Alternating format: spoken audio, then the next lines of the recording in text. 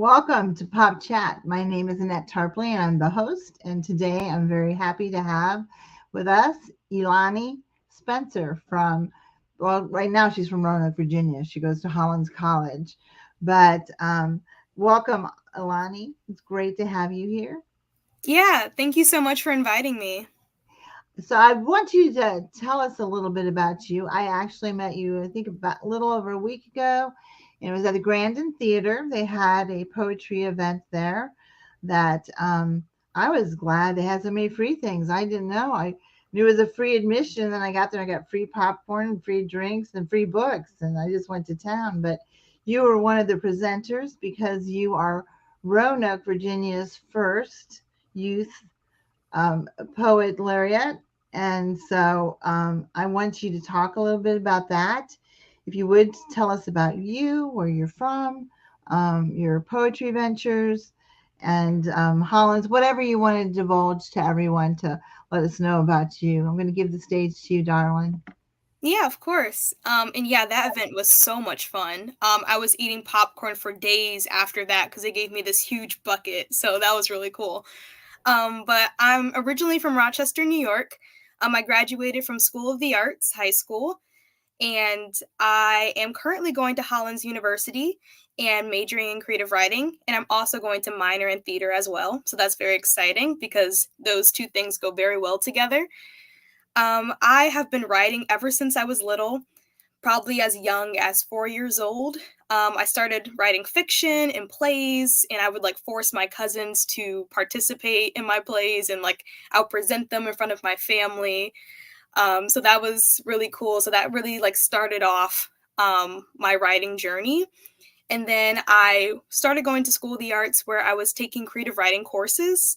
And during ninth grade, I really got into modern poetry, and eventually that passion turned into like a career goal for me. So I really want to be able to publish my own books and work in the publishing industry. And yeah. Great. So that is about you. And what is surprise? Was that a surprise when you finally got that accolade under your belt, being a poet laureate? Oh, absolutely. I had no idea I was going to win this at all. Yeah. Because my fundamental writing professor here at Hollins, Professor Eva Lynchcomer, like actually recommended it for me. And she was like, "Your writing is beautiful. You should go for it." And so I did. Um, but I was like, "There's no way they're gonna pick me, especially since I'm not a Roanoke native." And I figured they would want someone who was more connected with the community. But they gave it to me, and I'm so honored to have this role. I have been doing so much research to make sure that I'm representing Roanoke like I should, and trying to capture the beauty and the spirit of the city. Yeah. So you being in that position, a lot of times you have to look for initiatives and different things to do. So we need to talk later. So that would be great. Of Yeah. course, yeah. Yeah. We might be able to help each other out a little bit. Yeah, I So, would love that. but welcome to that position is really wonderful. And the guest speaker that day from New Mexico, and I cannot remember his name.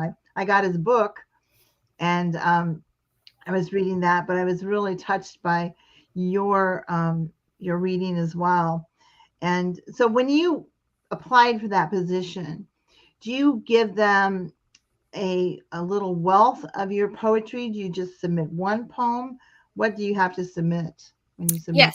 Yes. So I submitted one poem. It was How to Ask Your Black Mother for a Therapist, which I may be reading later. And that poem was just basically about my journey with mental health. And I just submitted that through like a Google form, and they read over all the entries, but that doesn't really play in as a factor on who they choose. They're more interested in how you perform at the actual competition. And that took place at Melrose Branch Library during the Rhythm and Rhyme Festival. So there was a bunch of other acts as well, which was really nice. And I performed my girl poem, which is about feminism and empowerment. and they really enjoyed my performance. And there was about 3 judges. Some of them were involved in soul sessions, and some of them were just involved in the arts community. And they gave it to me, so that was really cool. Wow, that's really neat.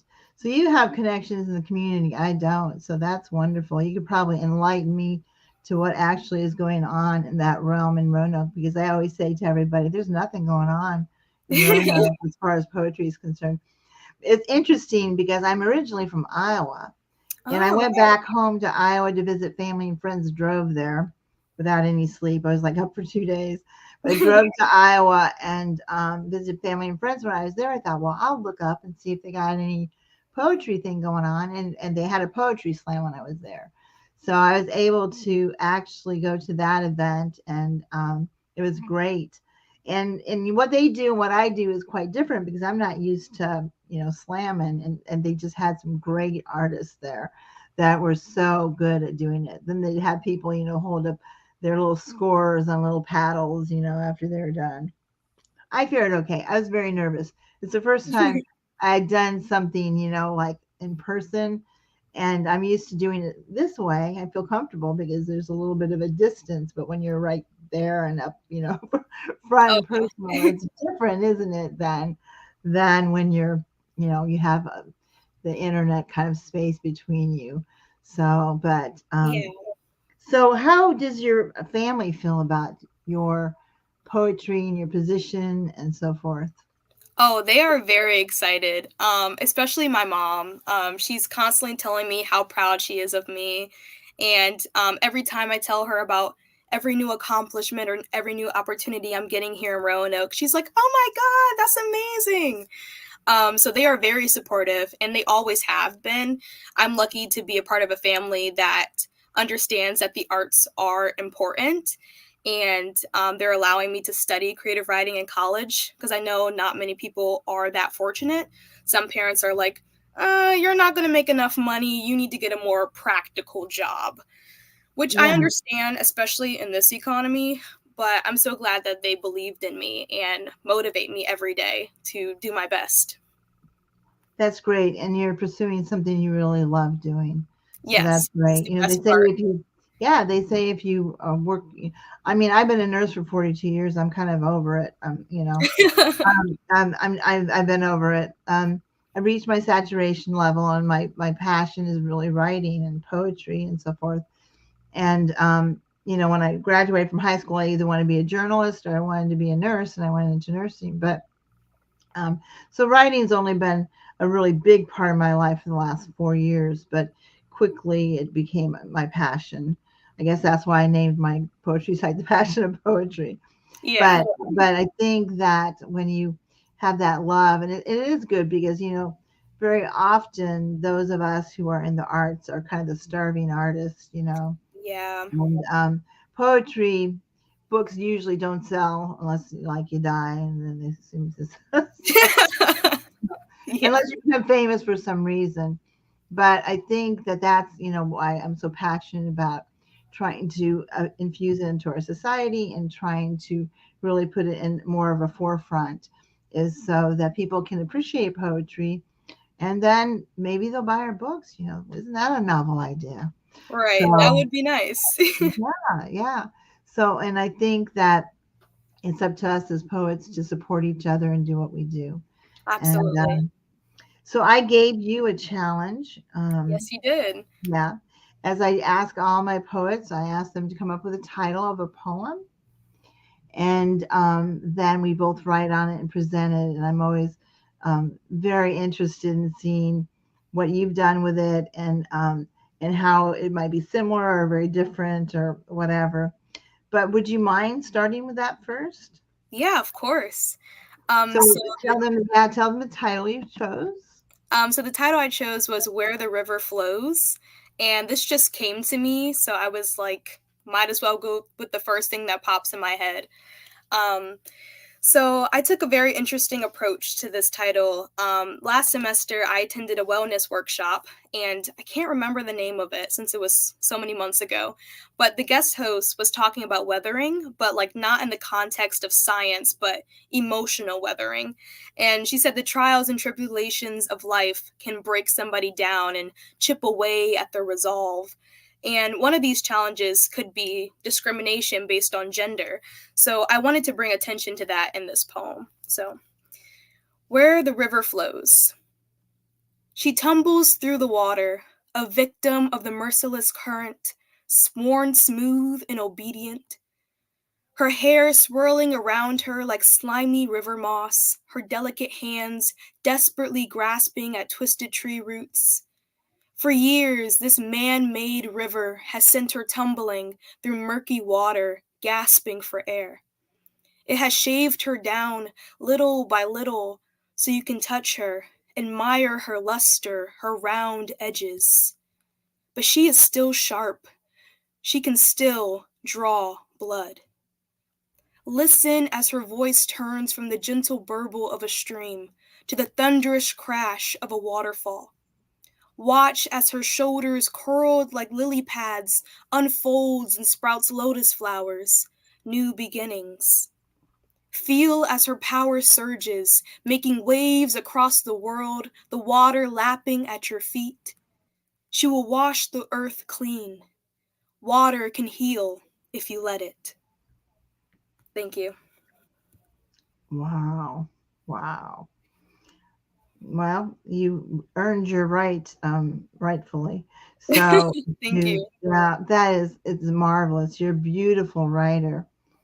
And what I love about your writing and your choice of subject matters, just from you, mentioning a couple of things, is that you're one of those writers who lends a voice to things that need to speak Yeah, and need a voice. And that's a marvelous, not only attribute, but a marvelous gift that you give to us, the listener and the readers. So thank you for that. That is beautiful. of That's course. wonderful. Wonderful writer and as well as a presenter. Very strong. Love it. Maybe you can teach me a thing or two. Just saying. So kudos to you. Here's my snapping that I can't really snap very well, but anyway. So, Yeah, so I wow, also want to speech and debate. yeah, wow factor is beautiful. Thank Mine called "Where the Rivers Flow." Also, you. imagine that. I kind of went on a little. I do a lot of fictionalized stuff, and that would be when. And yours was too. Yours was through your imagination and so forth, and it was wonderful. Loved it. Where the rivers flow, searching for that peace my heart yearns for. In the quietude of night, my mind travels to that special place where that sweet scent of lilacs in bloom perfume the spring air, the glowing full moon highlighting the mountainous silhouetted backdrop. A musical serenade erupts from the silence as I hum a melodic tune, the crickets and locusts lending their instruments to the harmonious blend. Their own concert continues throughout the night, for no words are needed. Notes tumbling effortlessly to the water's banks where the rivers flow. My mind, now flooded with the imagery of happier times. The sun, now shining in that sacred place where the admission of light sanctifies its beauty. A light breeze cascading over the wild flowers in the meadow as they wave their greeting. Butterflies dancing in the air as I listen to the nearby waters rushing over the stationary rocks. My mind at peace, my heart alive, rhythmically beating in awe of my haven where the rivers flow. Wow. That's really beautiful. I just love the way you like construct your imagery and like capture the little bits and pieces of the scene. That's really good. Thank you. Thank you. I always just love just the variety and the diversity and the talents that the different poets possess, and we're all unique to our own selves, you know. Yeah.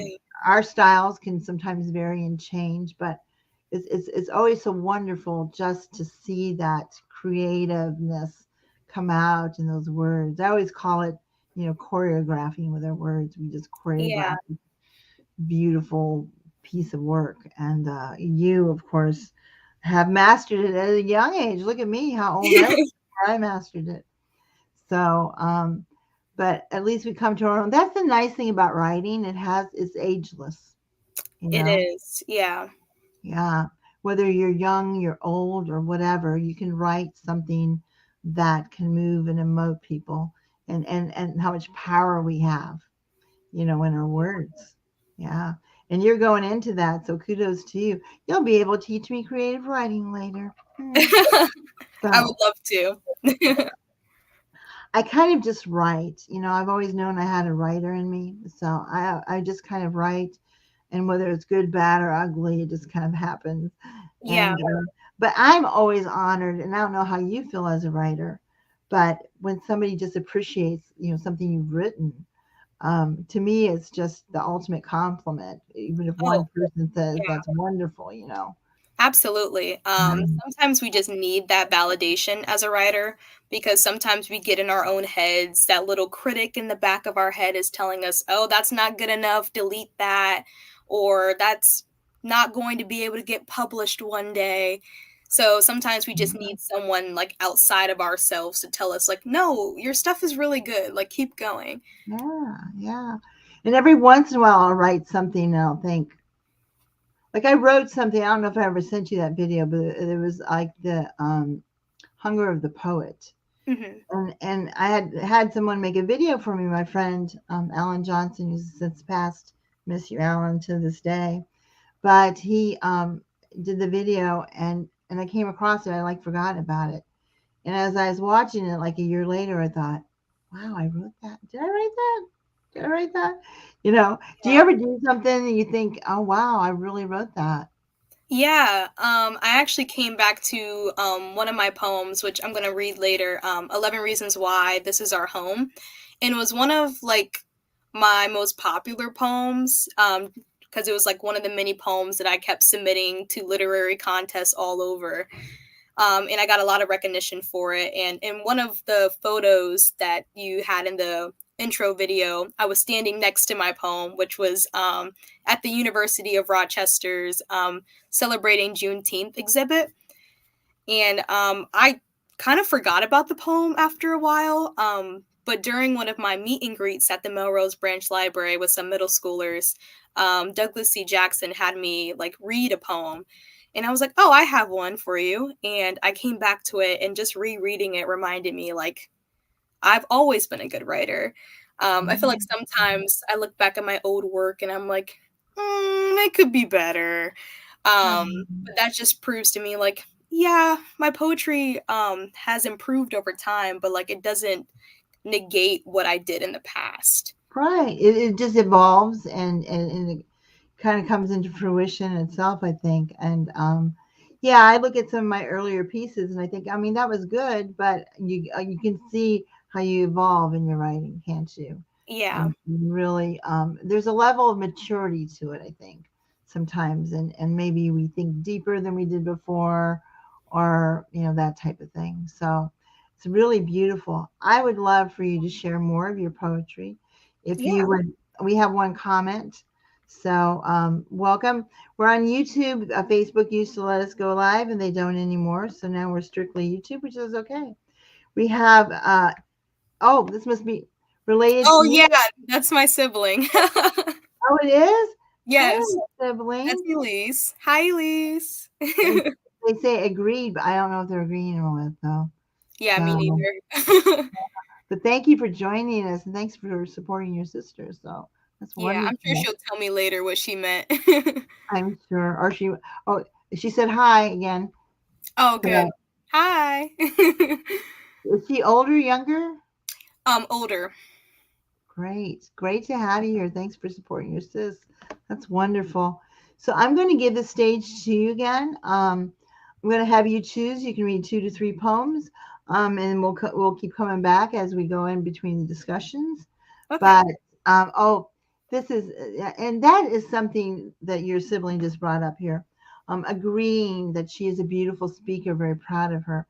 And the Aw. thing is, it's one thing to write beautifully, and it's another thing to be able to deliver it, Yeah. in such a manner that you deliver it. And um, probably what maybe have got you your position because the delivery is really important, and it's something I try to get better at. I'm not there yet, but hopefully that is actually my goal, is to someday be able to deliver it with um, such a finesse that it can capture, the audience. And you are definitely are captivating. And so Thank you're going to captivate us now because I'm going to give the stage to you. Yeah, I always try to like write my poems in a way that they sound good being said out loud. I always listen to like the music of the words and the rhythm in it. So that really helps me when reading it because I can kind of like follow it in a way. But I will go ahead and read 11 Reasons Why This Is Our Home since I kind of hyped it up a bit. So this poem is about my neighborhood, which is predominantly black, and it's often referred to as the ghetto. So through this poem, I want to bring attention to the beauty of my home while also shedding light on the issues that plague the black community, like gun violence, absent fathers, addiction, generational curses, and more. 11 Reasons Why This Is Our Home. Here, we all know the art of hanging over porch railings, out of second-story windows, calling to each other like seagulls across the vast sea. Hey, let me holla at you for a second. How's them babies? Here, we peek out of closed blinds like the bars of our prison cell. Here, we put big tires on tiny cars so we remember how it feels to sit on a throne. Here, we pile into back seats like cargo in the belly of a ship. Here, children suck on ice cubes on hot summer days, greasy scalps sizzling in the heat. Here, hair beads smacking against a little girl's back sounds like a standing ovation as she runs into her daddy's arms. Here, we bury our dreams deeper than the cracks in our sidewalks. Here, our brothers and sisters sleep on cold park benches, wrapping themselves in the sorrows of newspaper headlines. Here, saggy pants men waddle into corner stores for a six-pack to drown their demons. Here, we carry more guns than children, then point them in the wrong direction. Here, we leave teddy bears for the dead, then look to the sky, hands up like we're holding a boombox, and the whole block sings along. Thank you. That is beautiful. I told you I'd have you read about two. I think because I might have to do one at a time, just because you things resonate with me. That was, I think, another very powerful poem in which you give voice to that which needs to be spoken. Um, and recently in February, that was Black History Month, right? February. Yes. Um, I had a panel. Actually, Cheryl Jackson is one of my admin now. After I had her on and so forth, she became one of my admin for my groups. But she actually had come to me wanting to get a panel kind of discussion, pop chat with some Black poets and discussing Black poets and writers, which we did. So we did that. I can't remember how many women there were, maybe 5 or 6. And then we honored very well known poets as well, and gave voice to that. But one of the things that I remember from that is that pretty much all the women who attended that, and it was just a women's panel, that they all um, very much kind of resounded this, you know, until they found Black poets and their poetry and were able to relate to it, that really spoke to them, you know. And it does. I think it speaks to the cause and gives voice to those things. That's a nice thing about poetry. You can give voice to things that need voice, right? Right.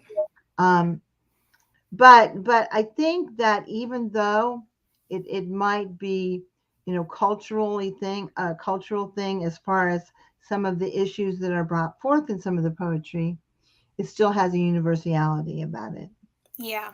In other words, I can relate, I can understand, and probably through your description, and I mean, just you make us understand whatever it is that you're wanting us to understand. So there, it kind of cross and transcends color and cultures, in that you give meaning and life to it, and Yeah. you open eyes. So thank you for doing that. Zan Of Johns, also one of my admin, is a wonderful female Black writer, and she just is marvelous, and does the same thing, gives voice to so many things that need to be heard. So kudos to you for doing that. It's beautiful. Thank you. Um, and I want you to keep going. So I'm going to give the stage back to you. You can do your next one, but I Yeah, of wanted to course. interject that. Thank you for your beautiful poetry. Here you go. Yeah, I'm so glad that my poetry is universal because a lot of it is based off of my own life or my family's life or specifically about the Black community. So I'm glad that people of all races, all ethnic backgrounds can relate to it. Because, I mean, of course, there's so much intersectionality, so that's great. So my next poem is called Wash Day Rebirth. This poem is bringing awareness to domestic violence against women through a mother washing her daughter's hair after she has gotten out of a abusive relationship. Wash Day Rebirth. She lays across the kitchen counter, head dangling in the sink, thinking about love. My great grandmother's weather beaten hands, rough from hot stoves and coarse belts, lathers shampoo in her hair and tries to wash the sins away. The grease soothes her burning heartbreak, both the small cuts and the gaping wounds, the flesh peeled back and exposed. The comb caresses her aching muscles, stiff from not fighting back, from love she thought she deserved. Then it smacks her scalp and tells her to sit still. The heavy hair beads push her shoulders down, forcing them to hang, to stop pretending, to rid themselves of this facade of strength. She imagines her in this exact spot, eyes squeezed shut as her mother almost drowns her with the sprayer, baptizing her from all the men that wronged her too. Wow. Okay. So again, we need to discuss. So yeah, that was great, and really lends some insight as far as that's concerned. Um, because in that piece, you're basically showing the frustration that is let out, right, through just washing your hair. Yeah, And you know um yeah, I get that. I had some incidences when I was little where I had the wrath of my mother's frustrations, and I knew that when I got older, that's kind of what it was. yeah, I was a forensic nurse examiner for 15 years, and have examined hundreds of victims of violence and crimes and domestic violence victims. So heard a lot of stories, and then things within our own lives that we've experienced. But yeah. you lend a voice to that, and yeah. So wonderful, wonderful poetry. Thank you. You are a voice to be reckoned with. I So really appreciate that. yeah. Have you published your first book yet? I have not. I plan on doing that very soon. It's definitely in the works. I have so much poetry. I'm just trying to find a way to connect it all and find like an overall theme because most poetry books do have an overall theme. But it might end up just turning into like a collection of poetry and just throw them all in there. My first book, Poetry Potpourri. That's the name of it. Just Oh, I yeah, like that. yeah. So it's just a culmination. It's got this and that in there. So yeah, and you can kind of section it out, and themes in within the book, heartache or whatever. So it That's doesn't necessarily have to. It could just be you, your works and what you got. So, yeah, um, but and it's kind of actually refreshing sometimes when you have that a little bit of this and a little bit of that. yeah. You have a variety in there. So, do you have a publisher yet? I don't actually. Well, I will talk later too. So, Awesome. I because I've had good publishers and bad publishers, and I mean, so there's lots of different avenues you can go with that too as well. When I first published my first book, which we'll talk about that too, but you have to be careful because sometimes you make nothing for royalties. A lot of publishers take Mm. almost all, and you might get like 7% or something like that. Yeah, I heard about that. Yeah, and that's pretty commonplace. So we'll talk later about Yeah. that. But but so it's good that we met at that. See, something moved me that day to go there, if just to meet you and your Yeah, loveliness. Um, it was meant to also, be. it was meant as destined, wasn't it? So because I almost didn't go, and I thought, no, I need to go. And my biggest goal was to meet people like you and yourself, and to try to bring other people to light, Yeah, and other people's attention. So, I'm so um, glad. so your next one that you want Yes. to share is what? So my next one is called Levavi Oculos, and this one is talking about Holland's history with enslavement, and is asking people to Levavi Oculos, lift thine eyes to the events that took place on campus. And it's also meant to honor those who were enslaved and unbury their memories from the archives, while also educating those who aren't familiar with this history. So, Levavi Oculos. A buzzard circles over Beale Garden. The smell of flesh and feces still clings to the air, like smoke curling from the chimney of a stone house in Oldfield. The creek, murky brown like dried blood, reflects the shadows of ash trees that sway like linens hung out to dry. Past the thick entanglement of branches, the voices of Bruces, Hunts, and Langhorns rise like a choir of cicadas who cry out a shrill song, a warning. The bodies who nursed this land and were buried in it, a life reduced to a weathered rock and shameful whispers, their bones becoming the land their grandchildren will tend. The cock building looms over the garden like the watchful eye of an overseer as the clock turns back. In Charles' voice, ancient yet familiar, whispers, "You don't belong here." Thank you. Wow. So that gives a hint of what went on, and kind of is more elusive, right? Yes. More elusive as to hints around to what maybe it's not blatant, but there's a history with Hollins College, and do you want to speak on that? Because I'm curious. I live in the area. I have no idea. Yeah, of course. So Charles Koch, who is known as the founder of Holland's, basically rented enslaved people from the students who were attending Holland's College and used them as servants, basically. So they worked the grounds, they worked in the kitchen, they did laundry, um, and a lot of this history has been buried over time, which is why I mentioned buried in the archives, because that's literally where all the information was.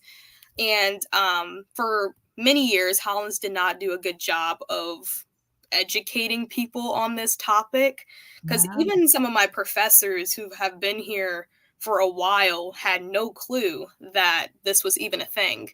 It's Um, the skeletons, isn't it? yes, yeah, So how, so I guess what, so okay, so let me just clarify. So basically, these were black women because is it still a women's college or is it co-ed now? So it's historically a women's college, but there's a lot of people who are trans or AFAB here. Mhm. So it's not technically an all women's college. So black women came there to be educated, to be students, and then he went and took them and made them basically slaves while they were there in their studies and trying to study, and he enslaved them and made them do things that he wouldn't make a white person do. Is that Oh, it? actually, the school wasn't like integrated at that point. There was still a lot of segregation, so black women weren't allowed to be educated at Hollins.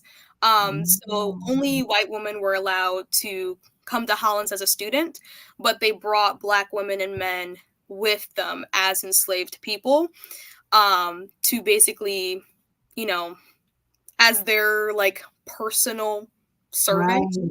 Um, How old has when was it established, Hollins College? You know what year? 1842. Oh, oh, I did not know it was that old. I had no Yeah, idea. so that was before slavery was even, Yeah. outlawed. Makes more sense now, but wow, yeah.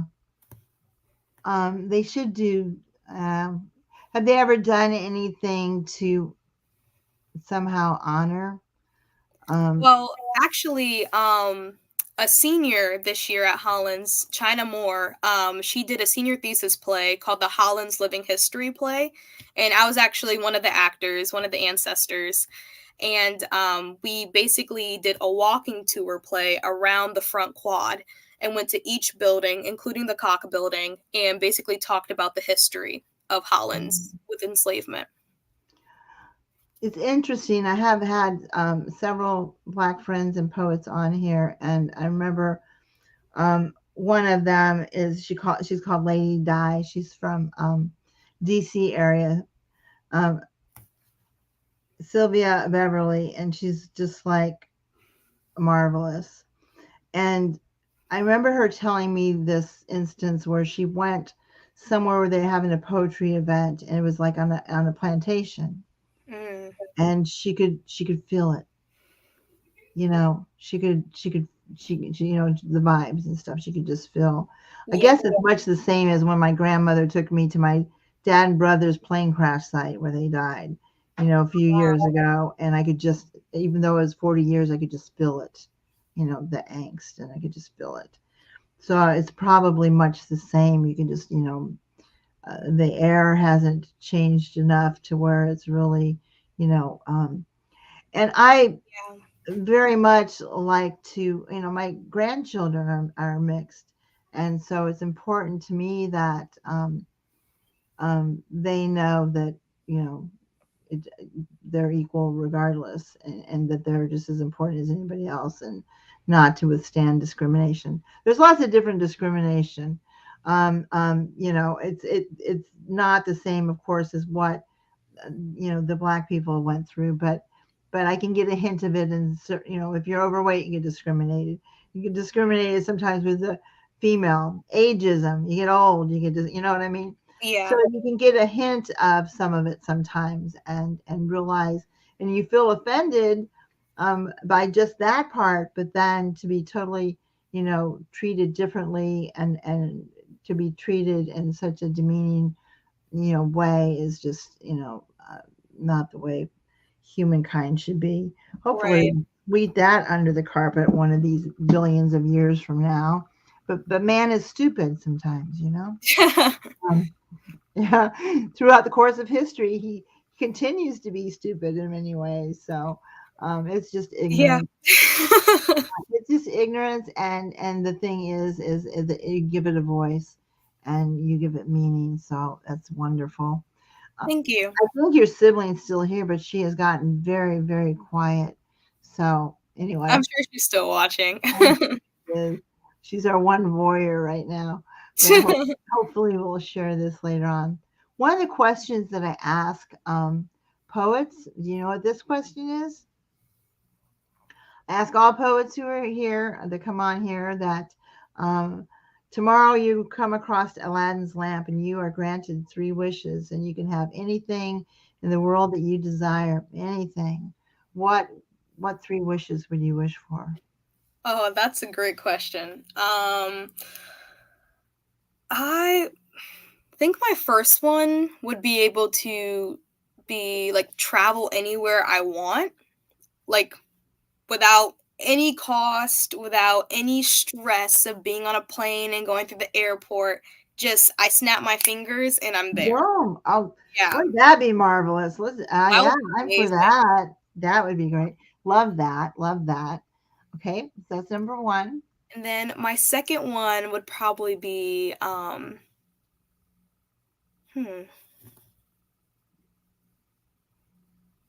probably just to be able to like publish my work wherever and like have my like books like on shelves and Bars and Noble like just tomorrow. Like that would be nice. Just skip all the fuss of trying to get a book out there and just have it happen.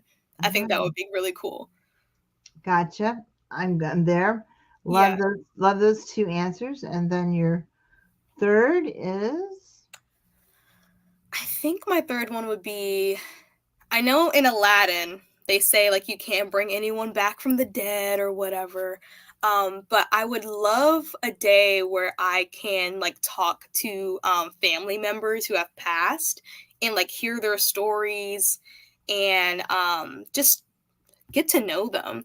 Because my great grandparents passed away before I even got a chance to meet them.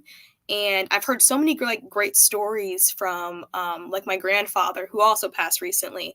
So like I think it would be really nice to be able to just like talk to them and like build a relationship with them. Like even if it's just for one day. I think that'll be we really are very similar to that. And I've said that many times.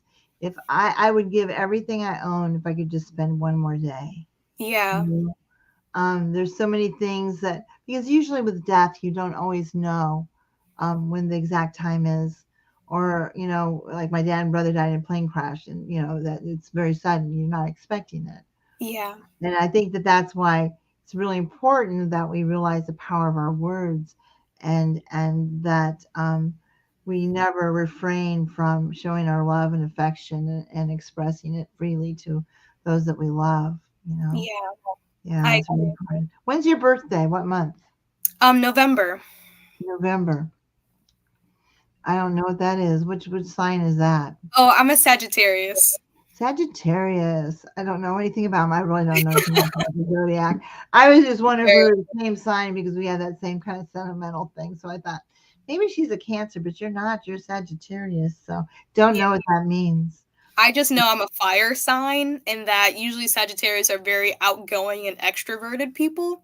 So that's honestly all I know. That would be true. To some Yeah, extent. I would say so. Yeah. I think my sign, we wear our hearts on our sleeves. We're Yeah. emotional and so forth. That can But be a good thing though, yeah, it can. especially with Gee, poetry, yeah, like exactly. Gee, vulnerability of the soul. exactly.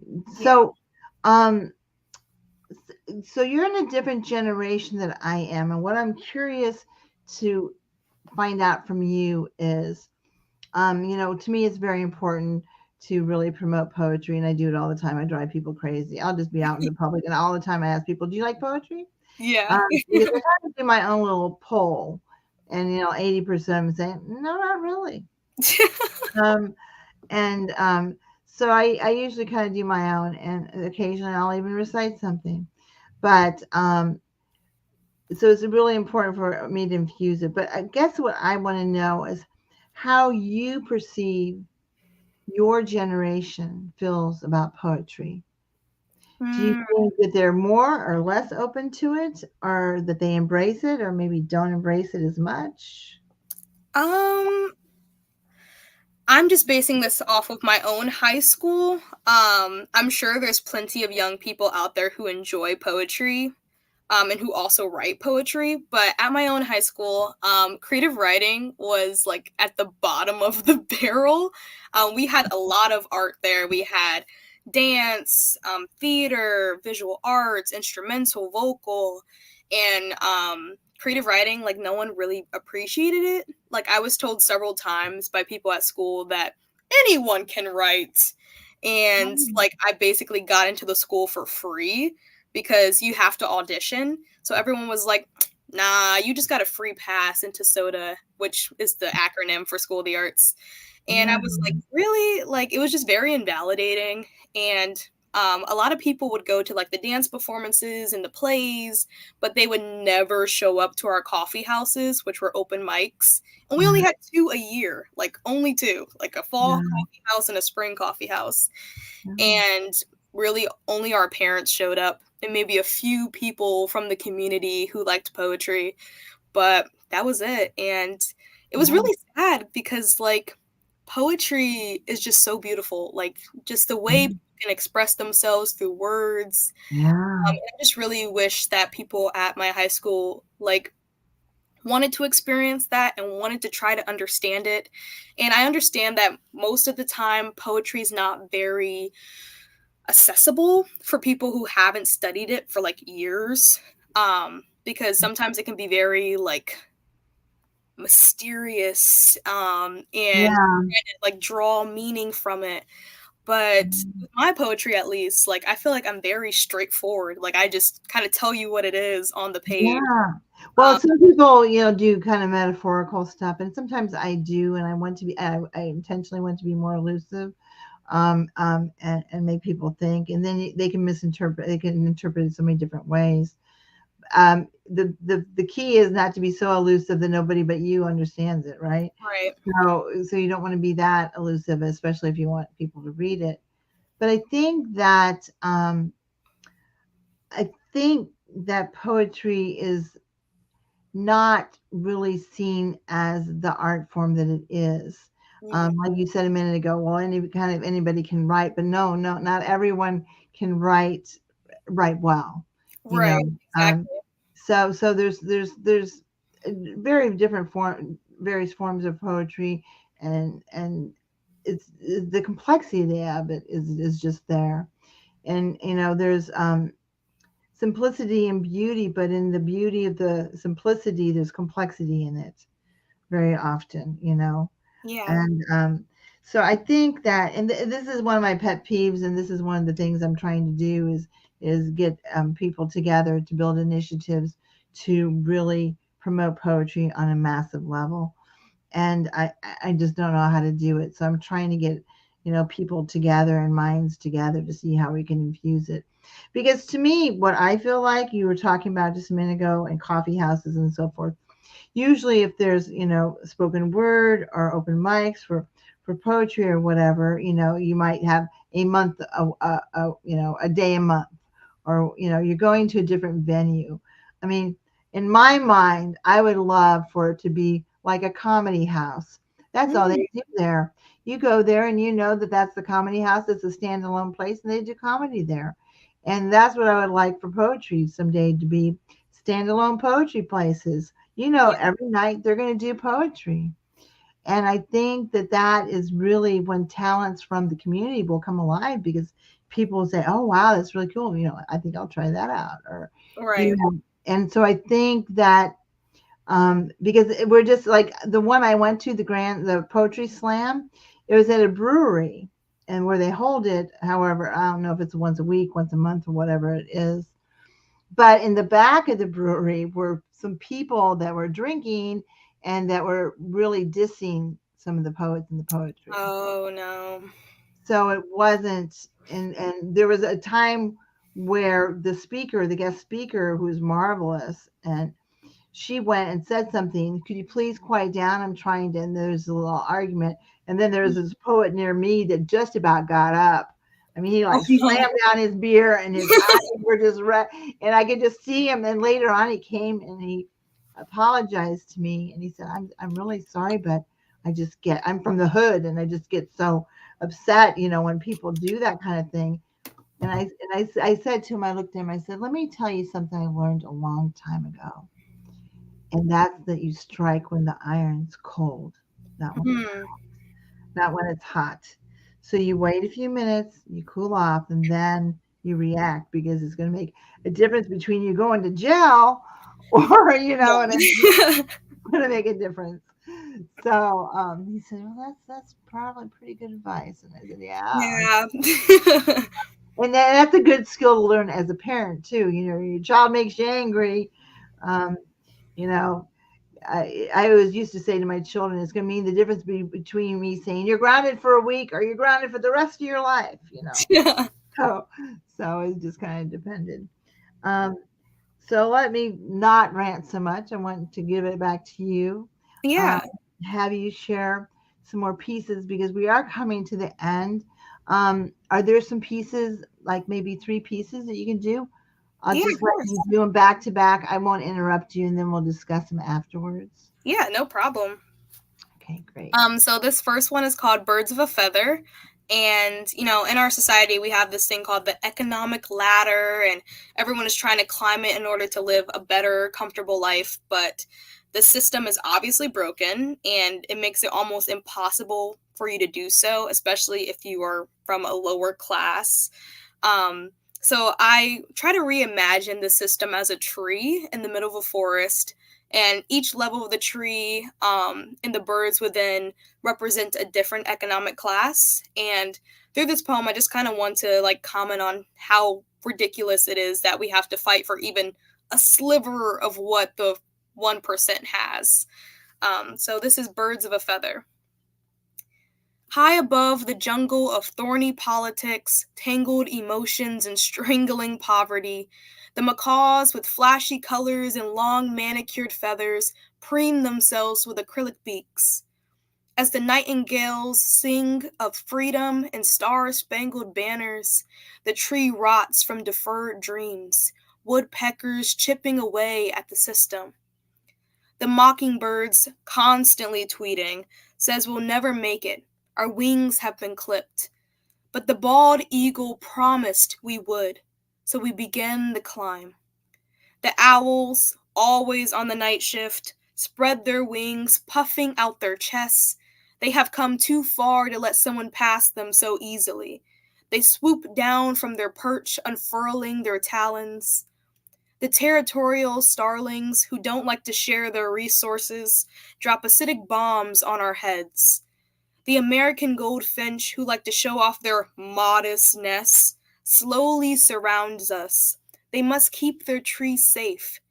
They peck at our feathers, ripping and tearing until we retreat to the forest floor.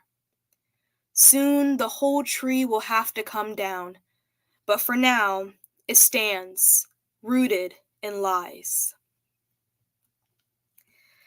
All right, and my next one is actually my girl poem that I presented at the Rhythm and Rhyme Festival, and which got me the role as the Roanoke Youth Poet Laureate.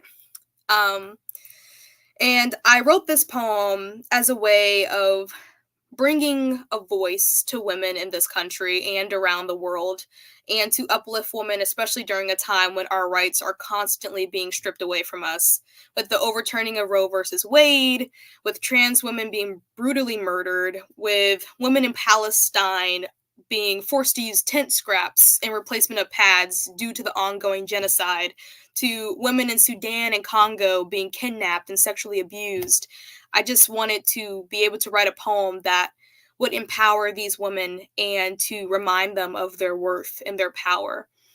So this poem is told by two voices, a narrator telling us about a girl who struggles with confidence and self-love, and a wise mentor reminding her of her beauty and purpose. Girl. She often forgets that there are galaxies in her eyes, shooting stars soaring across her irises, comets burning fiery red in her pupils, that she is suspended in time and space, holding the secrets of the world in outstretched palms, constellations swirling and shifting between her fingertips, that she is the tether between the past and the present, the heart at the center of the world. Girl, the crushing weight of gravity cannot hold you down. Girl, the consuming black holes of their mouths cannot extinguish your light. She often forgets that there are pieces of her ancestors woven in her eyes, her smile, every coil in her hair, that she is descended from kings and queens, that her power stretches beyond the boundaries of this universe, beyond the expanse of her imagination, her self doubt. She often forgets that she is the spark of every revolution, the ender of internal battles, that she is the visionary, the guiding hand that could lead, the fist that could strike back. Girl, your voice can create earthquakes that will shatter the fragments of reality. Girl, your spirit can breathe life into the battered and bruised. Girl, your might can bring kings to their knees and crumple hierarchies. She often forgets that her body needs more than fuel. It deserves to be loved, to be embraced for its scars, rough edges, and brewing storms. She often forgets that her worth is not determined by the opinions of others, that all she needs is already within her, that she is not alone, that here on this bridge with her sisters, together, between stardust and clay, she can summon a new day. And my last poem, this is the How to Ask Your Black Mother for a Therapist poem. And I wrote this because mental health is very taboo in the Black community. And like for decades, we have brushed off our depression, our anxiety, like it was an everyday cold. And it has spread from generation to generation until bearing our emotions have become second nature. So I'm giving people within our community a guide to navigate this very uncomfortable conversation. So this is How to Ask Your Black Mother for a Therapist. Step 1. Sit her down, preferably in a car going full speed down a highway. So you don't have to look her in the eye when you're calling her a terrible mother, strutting across sidewalk cracks and throwing salt into the womb that brought your ungrateful behind into this world. Step 2. Don't hesitate. If you let her hear the quiver of your tongue as it retreats back into your throat, she'll never take you seriously. Step 3. Bring an attorney, a sibling, a friend, anyone who can back up your case. For the nights you spent crying on your bathroom floor, running the shower water. For the days you lost yourself in fantasy books, willing to carry the pain of characters that don't even exist, rather than your own because the load didn't feel as heavy. Let your alibi, the I'm fines, the nothing's wrongs, finally crumble. Step 5. Remember, she is still learning. Remember, she had to take off her sadness and leave it by the door because she didn't track it through the house.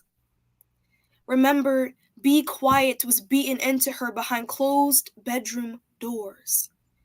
Remember, her wings have been pinned down for a long time. But you will teach her. You will break out of this perfect cocoon your family has spun for you, together. And you will rise together. And your children will rise together.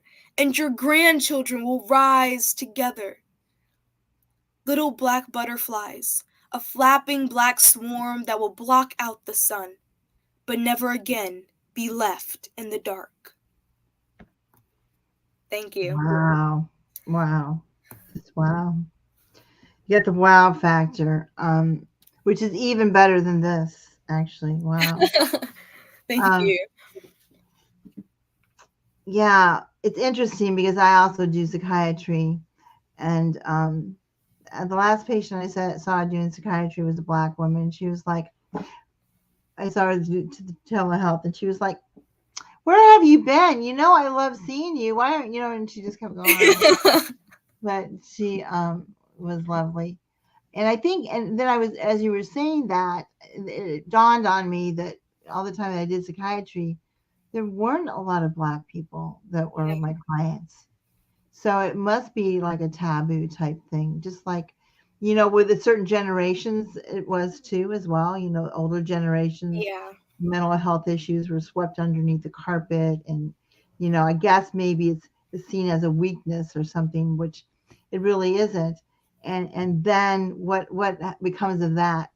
Then they turn usually to substance abuse or other things to self-medicate themselves because they're not getting the proper treatment. And that's the clientele I saw last were largely substance abuse people that are self-medicating with that their mental health issues. So Yeah. yeah, thanks for bringing light to that as well. And so Elana Spencer, um, you are a force to be reckoned with. Thank you. And I think that you have this natural gift. One of the discussions I often have is whether you think the ability to write poetry or whatever and to write well is an innate kind of God given gift as other talents are, or if it's a learned thing. And I think we mostly agree that it can be learned, but I think the true people who are who write exquisitely and deliver exquisitely like yourself is a gift that Yeah. you are given, and what a gift you are given. And in that gift you're giving us the gift of you and your ability to perform and to share with us your wonderful poetry and your wonderful talents. And it's just the beginning of you. This is the infancy of your greatness. Thank you. You will move on to see much more greatness through that. And so when you're walking the red carpet later on, think of little old Annette Tarpley, who said, "Yeah, one day get there." And Yeah. I'll give you a shout out. you give me a shout, give me Yeah. give me a shout out. I'll be probably old sitting in my rocking chair and too poor to eat anything but ketchup soup.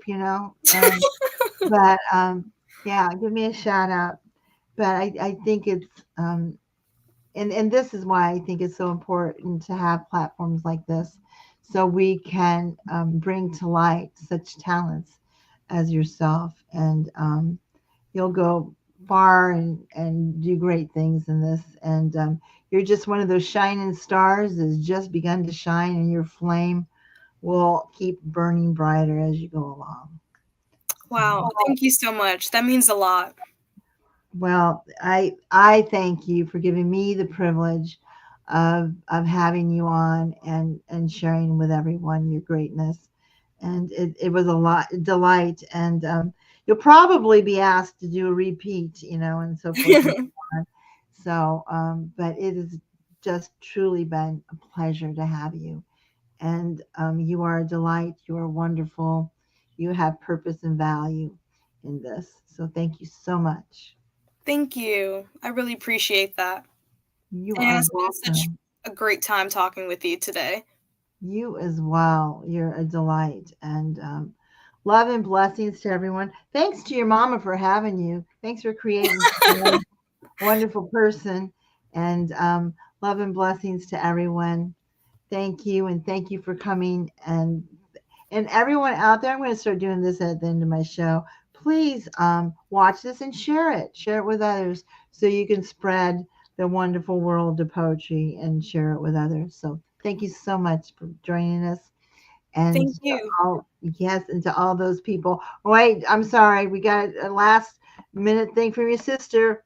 It is a gift that bears many fruits. God bless you, little sis. And Aw. thank you for being the wonderful sister that you are to your sisters. So thank you so much. Thank you, everyone, for joining. And take good care and share. Bye bye. Bye.